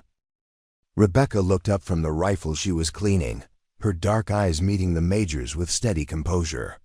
"Ma'am, I'm not sure what reports you're referring to. I maintain weapons and provide informal guidance to soldiers who are interested in learning advanced techniques." Major Collins pulled up a chair and sat down beside Rebecca's workstation, her posture indicating that this would be more than a casual conversation. "3 weeks ago," she began, "a squad operating in the mountains of Eastern Europe encountered equipment failures that should have rendered them combat ineffective. Their primary weapon systems were compromised by environmental conditions that exceeded all technical specifications. But instead of calling for extraction or resupply, they adapted." Rebecca's hands continued their methodical work, but something in her posture suggested she was listening with intense interest. "They improvised repair techniques using materials that shouldn't have worked," Major Collins continued. "They maintained weapon functionality under conditions that would have defeated conventional maintenance procedures. They demonstrated problem solving skills and mechanical intuition that their training records couldn't explain. The Major paused, studying Rebecca's reaction carefully. When I debriefed the squad leader, he mentioned learning advanced maintenance techniques from a veteran at Camp Blackwater. Techniques that weren't part of any official program, but had been shared through informal mentorship. He specifically mentioned a woman who had taught him to think beyond established procedures when circumstances demanded adaptation. Rebecca finally looked up from her work, recognizing that Major Collins wasn't making casual conversation but was investigating something specific. "Ma'am, if soldiers are performing better in the field, that seems like a positive development regardless of where they learned their skills." Major Collins smiled, the expression carrying both respect and curiosity. "It is a positive development. In fact, it's such a positive development that I've been tasked with understanding how to replicate it. The performance improvements we're seeing in soldiers who have passed through this facility are significant enough to have attracted attention at very high levels." The weight of her words settled over the armory. Rebecca's informal teaching had not only spread through the network of soldiers she had trained directly, but had begun influencing performance metrics that were being tracked by senior leadership. Across multiple theaters of operation. Staff Sergeant Davis, who had been listening from across the room, approached with the confidence of someone who had become an integral part of what was happening in the armory. "Ma'am," he said to Major Collins, "what you're describing isn't the result of any formal program. It's the result of soldiers learning from someone who has genuine expertise gained through experiences that most of us will never have." Major Collins turned her attention to Davis, recognizing him as someone who might be able to provide additional perspective. "Tell me about these experiences." Davis glanced at Rebecca, seeking permission to share information that he knew she preferred to keep private. When she nodded slightly, he continued. "Staff Sergeant Martinez is a veteran of operations that officially never happened. She survived situations that should have been impossible, learned techniques that aren't taught in any school, and developed capabilities that were forged through necessity rather than instruction." The Major's expression grew more serious as she processed this information. Classified operations? Operations that required soldiers to maintain effectiveness under the worst possible conditions, with minimal support and no possibility of resupply. Davis explained. "The kind of experience that creates knowledge you can't get any other way." Major Collins studied Rebecca with new appreciation, recognizing the markers of someone who had operated at the highest levels of military specialization. "And you've been sharing this knowledge informally with soldiers who request it?" Rebecca nodded, her expression remaining neutral despite the intensity of the conversation. "Knowledge earned through necessity should be passed on to people who might need it. But it has to be shared in the right context, with the right understanding of what it represents and why it matters." Major Collins leaned forward with obvious interest.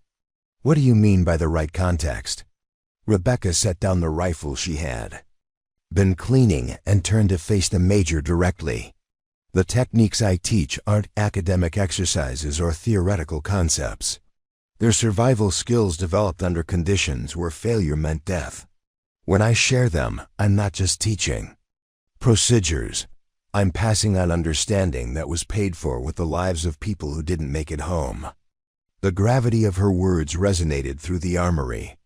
Major Collins was beginning to understand that what was happening at Camp Blackwater wasn't just innovative training, but something much more significant: the preservation and transmission of knowledge that represented the ultimate sacrifice of soldiers who had died in service of missions that would never be publicly acknowledged.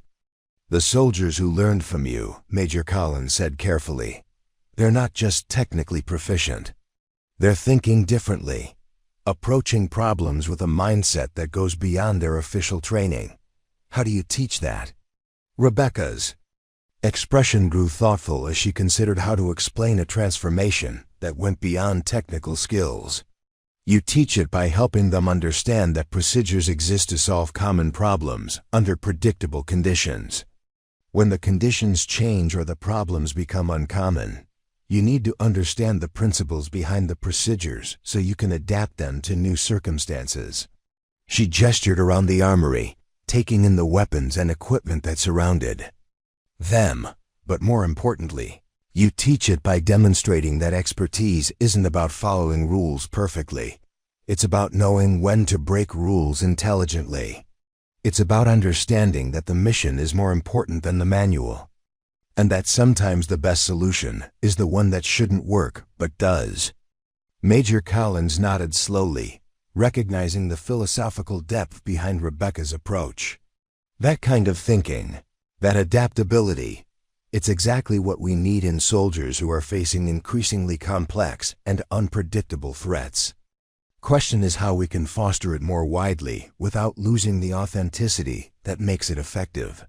Rebecca's response was immediate and decisive. You can't institutionalize it without destroying it. The moment you turn this into a formal program, you change its fundamental nature. You convert practical wisdom into academic theory, and you lose the connection between the knowledge and the experience that created it. The Major considered this, understanding the paradox Rebecca was describing. So the effectiveness depends on maintaining the informal, voluntary nature of the learning. Exactly, Rebecca replied. The soldiers who come here choose to learn because they recognize the value of what's being shared. They pay attention because they understand that the knowledge might someday save their lives. They respect the instruction because they know what it costs to acquire. Major Collins was quiet for several minutes, processing the implications of what she was learning. Finally, she spoke with the kind of decisiveness that had earned her rank and reputation. Staff Sergeant Martinez, I came here with the intention of recommending that your methods be incorporated into official training programs. But after listening to you, I understand that would be exactly the wrong approach. Rebecca nodded approvingly, recognizing that the Major had grasped the essential point. Instead, Major Collins continued, I'm going to recommend that we find ways to support what you're doing here without changing its character. Resources, equipment, perhaps opportunities for soldiers from other units to spend time here learning from you directly. Rebecca's expression showed the first hint of enthusiasm she had displayed during the entire conversation. That could work, she said thoughtfully, as long as it remains voluntary, informal, and focused on practical application rather than academic achievement. Major Collins stood to leave, but paused at Rebecca's workstation. One more question, she said quietly. The soldiers who died learning these techniques, do you think they would approve of how their knowledge is being used? Rebecca's hand moved unconsciously to touch the scars on her forearm, her expression reflecting the complex emotions of someone who had carried the weight of survival for years. I think they would be proud, she said quietly. They died trying to protect people they would never meet. Now their knowledge is doing the same thing, protecting soldiers they will never know through techniques they helped develop. Their sacrifice continues to have meaning every time someone comes home safely, because they knew something my teammates died learning. The legacy of Task Force Shadow lived on, not through official recognition or formal programs, but through the quiet transfer of knowledge from one soldier to another, ensuring that lessons learned through ultimate sacrifice would continue, saving lives in ways that those who paid the price could never have imagined but would certainly have approved. 5 years after that first morning when Rebecca had arrived at the armory as an anonymous maintenance worker, the quiet revolution she had started had spread across multiple continents in ways that defied every prediction about how military knowledge was supposed to be transmitted. The informal network of soldiers who had learned from her direct instruction had grown into something unprecedented, a grassroots movement of tactical education that operated entirely outside official channels while producing measurable improvements in combat effectiveness across diverse theaters of operation. The transformation was most visible in the armory itself. which had evolved from a forgotten storage facility into an unofficial pilgrimage destination for soldiers who understood that the most valuable knowledge often came from the most unexpected sources. Rebecca's corner workstation had become a gathering place where young soldiers came not just to learn technical skills, but to absorb a philosophy of service that went far beyond anything taught in formal military education programs. On this particular morning, the armory hosted visitors from 3 different continents, soldiers who had traveled thousands of miles, specifically to spend time learning from Rebecca before deploying to assignments where conventional training might not be adequate.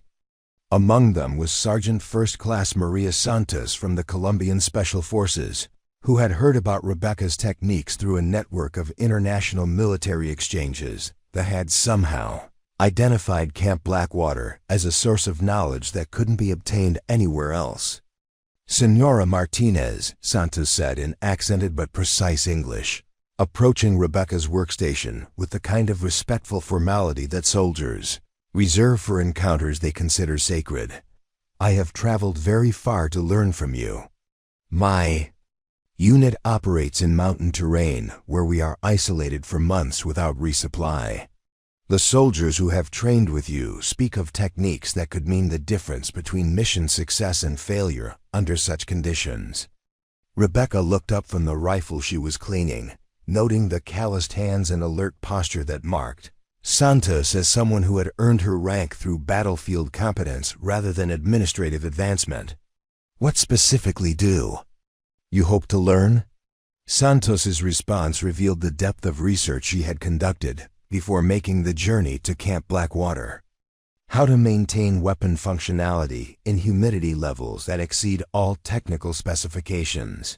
How to repair equipment using materials that were never intended for such purposes.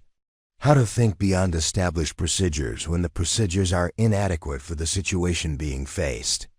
Rebecca nodded approvingly, recognizing that Santos understood the philosophical foundation that made the technical skills effective.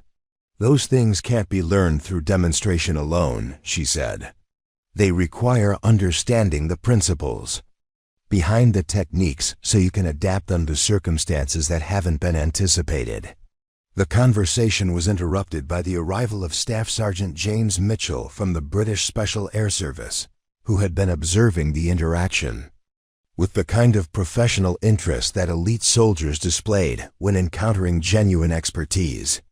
"Ma'am," he said in the crisp accent that marked his origins, "I've been briefed on techniques that originated here and have subsequently influenced operations across NATO forces. Techniques that are being passed soldier to soldier without any official documentation or institutional support." Rebecca's expression showed mild surprise at the scope of what Mitchell was describing. "How widely have these techniques spread?"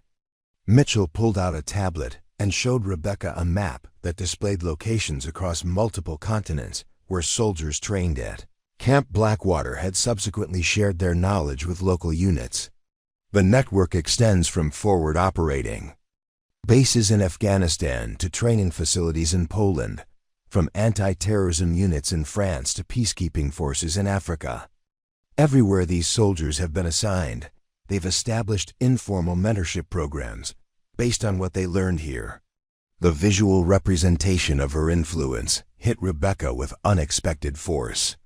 What had begun as quiet service in a forgotten corner of a single military facility had evolved into a global network of knowledge transfer that was influencing military effectiveness on a scale she had never imagined possible. Captain Thompson, who had been promoted and transferred but had returned specifically to observe what her former armory had become, approached with news that would further validate the impact of Rebecca's work.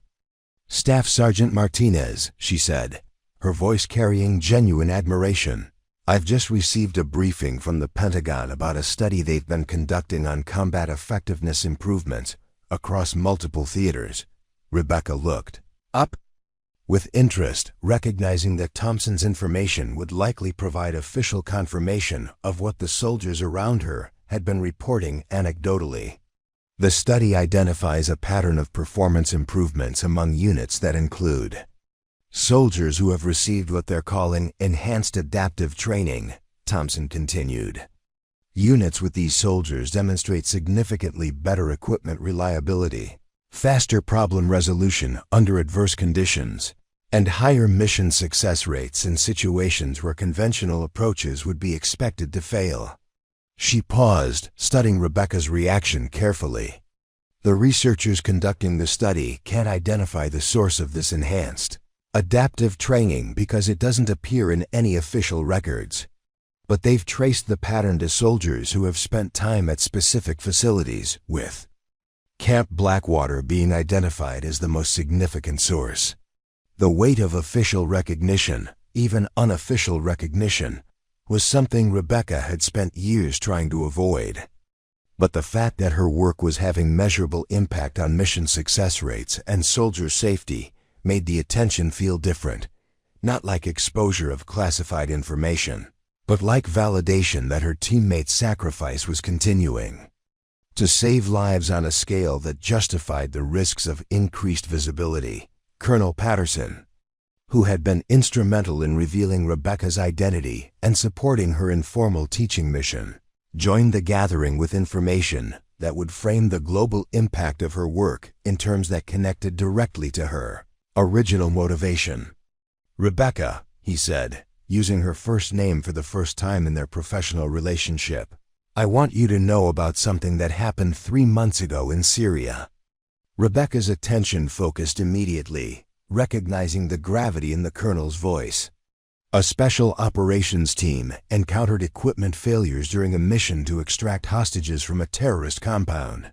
Patterson continued. Their primary weapons systems were compromised by environmental conditions that should have made their equipment inoperable. But using adaptive maintenance techniques that trace directly back to training received here, they maintained weapon functionality throughout a 6-hour operation that resulted in the successful rescue of 12 civilian hostages. The colonel paused, allowing the significance of his words to settle. The team leader specifically mentioned techniques he had learned from a veteran at Camp Blackwater, techniques that enabled his team to complete a mission that would otherwise have failed, saving the lives of people who had been condemned to execution by their captors. Rebecca's hand moved unconsciously to touch the scars on her forearm, her expression reflecting the complex emotions of someone who had finally received confirmation that her service was directly continuing the mission her teammates had died trying to complete, protecting innocent people from those who would harm them. Sergeant Santos, who had been listening to the exchange with growing understanding, spoke with quiet reverence. "Signora, you are not just teaching techniques. You are passing on the spirit of your fallen comrades. Their sacrifice continues to save lives through the knowledge you share."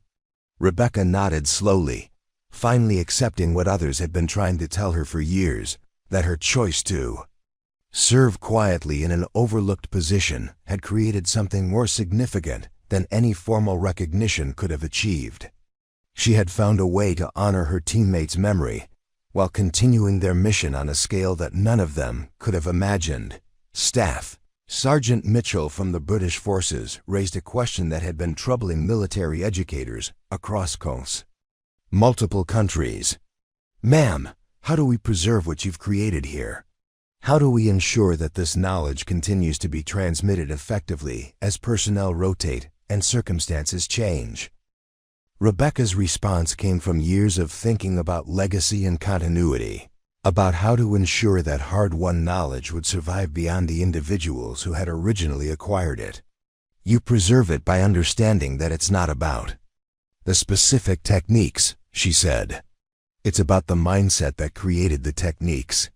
It's about teaching soldiers to think adaptively, to understand principles rather than just procedures, to prioritize mission accomplishment over manual compliance."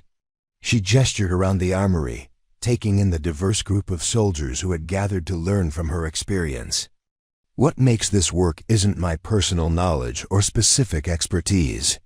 It's the understanding that real-world problems often require solutions that go beyond established procedures.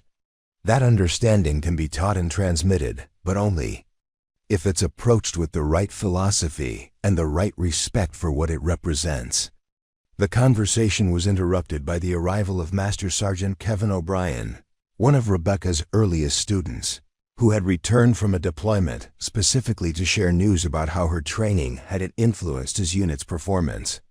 "Ma'am," he said, his voice carrying the excitement of someone who had witnessed theoretical knowledge prove its value in practical application, "I wanted to report that the adaptive maintenance techniques you taught us were directly responsible for mission success during our recent deployment."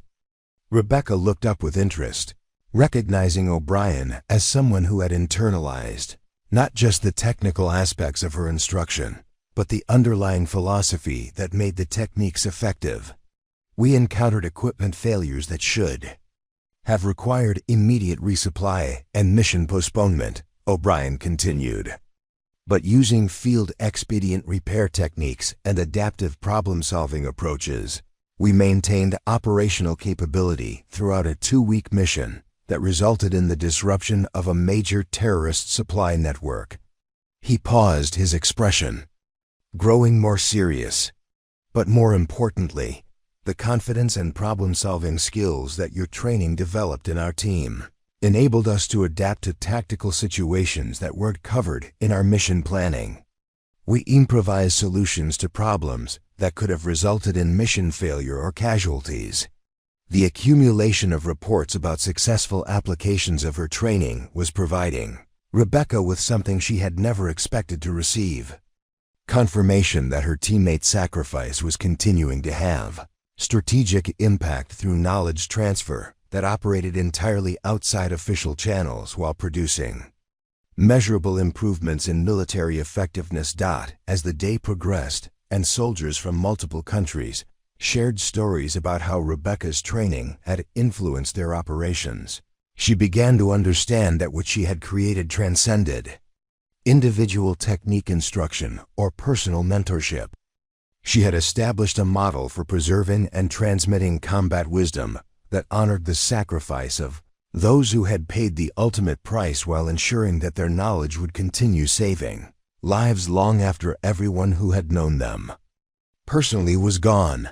The scars on her forearm, which had once represented personal reminders of loss and survival, now symbolized something larger: a commitment to ensuring that knowledge earned through ultimate sacrifice would continue protecting soldiers who would never know the names of those who had died to acquire it, but would benefit from their legacy every time they successfully adapted to situations that should have been impossible to survive. 7 years after Rebecca first walked into the armory at Camp Blackwater, she faced a decision that would test everything she had built and believed about service, sacrifice, and the proper way to honor the memory of fallen comrades. The decision came in the form of General Patricia Harrison, a 4-star officer who commanded the Army's Special Operations Division, and who had arrived at the base with a proposal that would fundamentally change Rebecca's quiet mission. General Harrison was not a politician or bureaucrat who had risen through administrative competence. She was a combat veteran who had earned her stars through battlefield leadership in the world's most dangerous theaters, and she carried herself with the bearing of someone who understood the difference between theoretical knowledge and practical wisdom earned through necessity. Her presence in the armory drew immediate attention from everyone on the base, but her focus was entirely on the woman in the corner who had been quietly revolutionizing military effectiveness one soldier at a time. "Staff Sergeant Martinez," General Harrison said, approaching Rebecca's workstation with the kind of respectful directness that senior officers reserve for encounters they consider historically significant. "I've spent the past 6 months studying reports about performance improvements among soldiers who have received training at this facility. The data is extraordinary, and it's prompted questions at the highest levels about how we can scale what you've accomplished here." Rebecca looked up from the rifle she was maintaining, her dark eyes meeting the general's with the steady composure she had displayed throughout 7 years of similar conversations with increasingly senior officers. "Ma'am, I'm not sure what you mean by scaling." What happens here works precisely because it operates on a personal level, soldier to soldier, with voluntary participation and genuine commitment to learning. General Harrison pulled up a chair beside Rebecca's workstation, her gesture indicating that this would be more than a brief inspection visit. "Let me share some numbers with you," she said, pulling out a classified briefing folder. "Over the past 5 years, units that include soldiers trained at Camp Blackwater have demonstrated a 43% improvement in mission success rates under adverse conditions. Equipment failure rates in these units are 67% lower than comparable formations. Casualty rates during complex operations are 38% below service averages." The statistics hit Rebecca with unexpected force. She had known that her training was having positive impact, but the scope and precision of the improvements suggested that her informal mentorship was influencing military effectiveness on a scale that approached strategic significance. "These numbers," General Harrison continued, "represent hundreds of lives saved, millions of dollars in equipment preserved, and strategic objectives achieved that might otherwise have failed. The question facing senior leadership is whether we have a moral obligation to make this training more widely available, even if doing so requires changes to how it's currently delivered." Rebecca set down the rifle she had been cleaning, recognizing that the conversation was approaching topics that went beyond technical instruction or personal preference. "Ma'am, what specifically are you proposing?" General Harrison's expression grew serious as she outlined a proposal that had clearly been developed through extensive planning and consultation with senior leadership. A new special operations training facility designed specifically around the principles you've developed here. You would lead a team of instructors, all veterans of classified operations, who would provide advanced adaptive training to special operations candidates and experienced soldiers preparing for high-risk deployments. The scope of what the general was describing was staggering. Instead of training dozens of soldiers per year through informal mentorship, Rebecca would be responsible for institutionalizing her knowledge in ways that could reach thousands of soldiers across multiple specialties and theaters of operation. The facility would maintain the voluntary nature of participation. General Harrison continued, addressing what she correctly identified as Rebecca's primary concern. Only soldiers who request the training would be assigned. The curriculum would be practical rather than academic, focused on real-world application rather than theoretical knowledge. And most importantly, the instruction would be provided by people who have lived through the experiences that created the techniques being taught. Rebecca was quiet for several minutes, processing the implications of what was being offered. The proposal represented everything she had spent years trying to avoid: official recognition, formal institutionalization, the transformation of personal experience into bureaucratic program. But it also represented the possibility of saving lives on a scale that her current approach could never achieve. Staff Sergeant Davis, who had become Rebecca's unofficial assistant and had absorbed more of her philosophy than anyone else at the Camp base, approached with obvious concern about the direction of the conversation. "Ma'am," he said to General Harrison, with respect, "what you're describing sounds like exactly the kind of formalization that would destroy what makes this effective. The moment you turn this into an official program, you change its fundamental character." General Harrison nodded approvingly, recognizing that Davis understood the philosophical challenges involved in scaling informal knowledge transfer. "That's exactly the concern that has to be addressed," she agreed. "But the current approach, while effective, has inherent limitations. The number of soldiers who can benefit from Staff Sergeant Martinez's knowledge is constrained by time, geography, and the informal nature of the instruction." She turned back to Rebecca with an expression that suggested she had wrestled with these same concerns throughout the planning process. "The question is whether we can preserve the authenticity and effectiveness of your approach while expanding It's reached to soldiers who desperately need this knowledge, but will never have the opportunity to train at Camp Blackwater.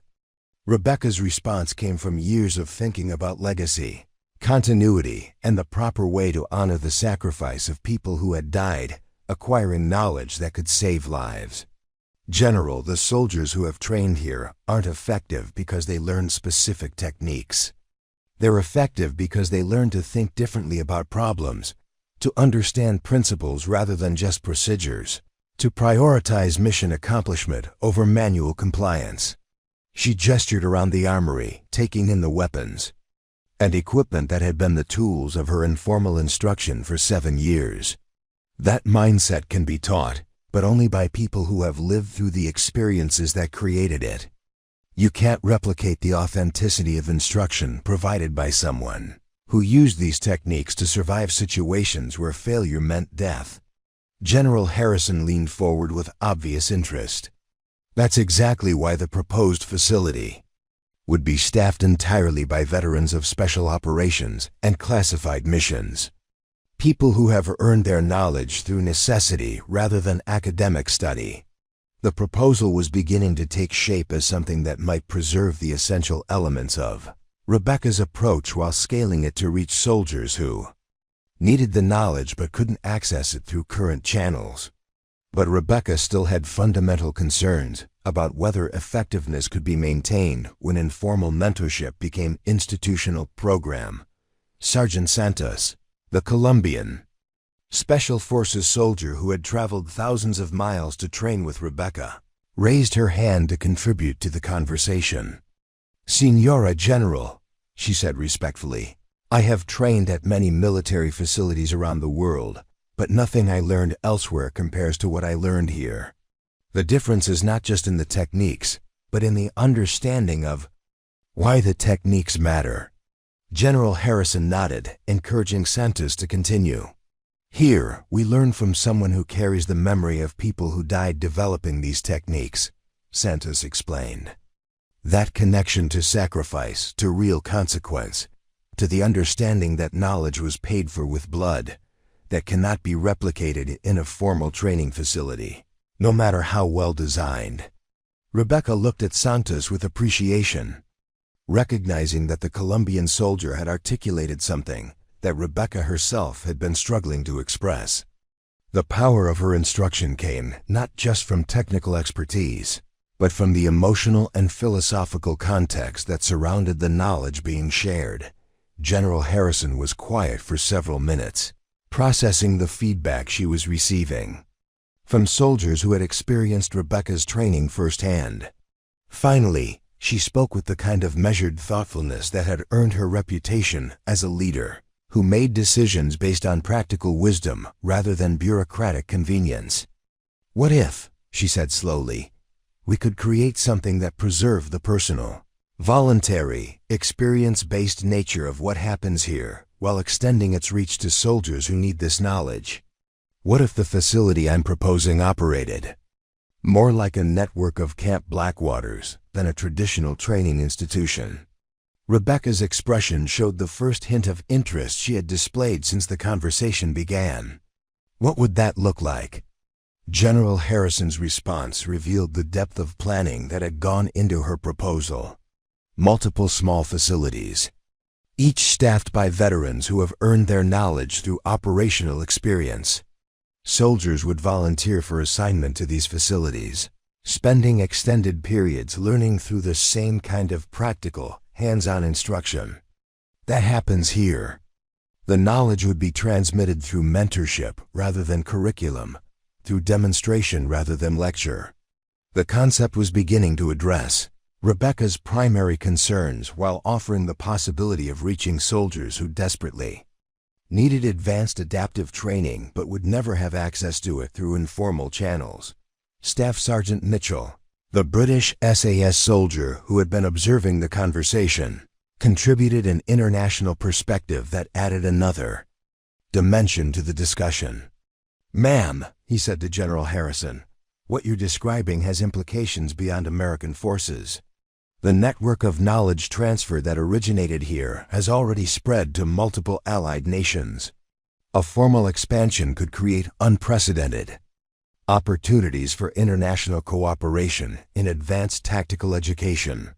Rebecca realized that the decision she was facing went beyond personal preference or philosophical concerns about formalization.